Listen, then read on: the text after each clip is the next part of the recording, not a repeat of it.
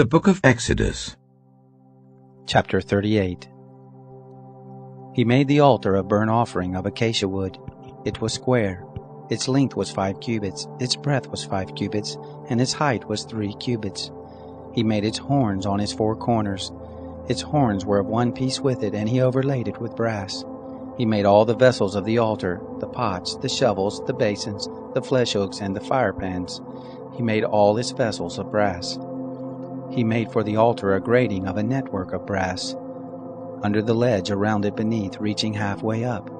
He cast 4 rings for the 4 ends of brass grating to be places for the poles. He made the poles of acacia wood and overlaid them with brass. He put the poles into the rings on the sides of the altar with which to carry it. He made it hollow with planks.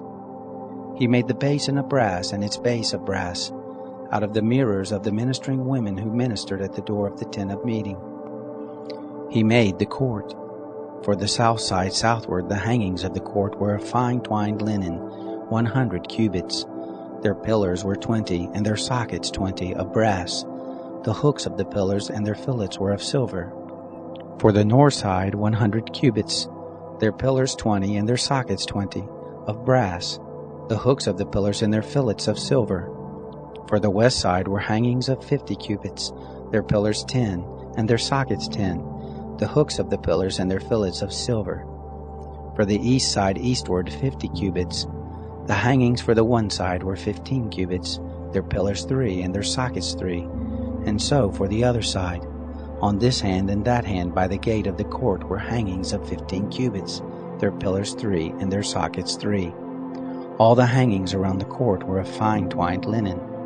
The sockets for the pillars were of brass.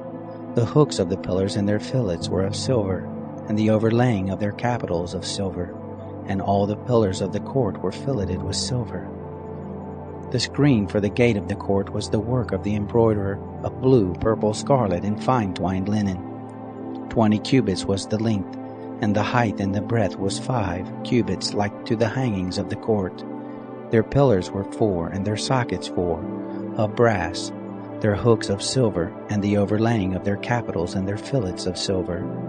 All the pins of the tent and around the court were of brass. This is the amount of material used for the tent, even the tent of the testimony, as they were counted, according to the commandment of Moses, for the service of the Levites, by the hand of Ithamar the son of Aaron the priest. Bezalel the son of Uri the son of Hur of the tribe of Judah made all that the Lord commanded Moses. With him was Aholiab the son of Ahisamach of the tribe of Dan, an engraver, and a skillful workman, and an embroiderer in blue, and purple, and scarlet, and in fine linen. All the gold that was used for the work and all the work of the sanctuary, even the gold of the offering, was 29 talents, and 730 shekels after the shekel of the sanctuary. The silver of those who were numbered of the congregation was 100 talents, and 1,775 shekels after the shekel of the sanctuary.